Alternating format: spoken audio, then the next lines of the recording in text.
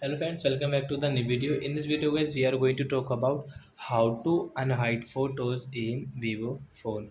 Guys, you want to unhide photos, so guys you can unhide. In this video guys, I will show you how to unhide. So guys, first of all guys, open your phone setting to unhide photos guys. Oh sorry friends, open your this file guys which you have used first. Guys, click on save folder. So we will open it. Then guys, click on the save folder setting again. And guys, click on enter pin guys which you have guys pin.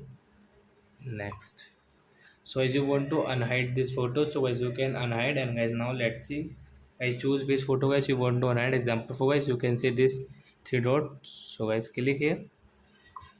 And guys, you can see move out of save folder. So this photo will unhide. And guys, you want to unhide this all photos, so guys select and guys move out.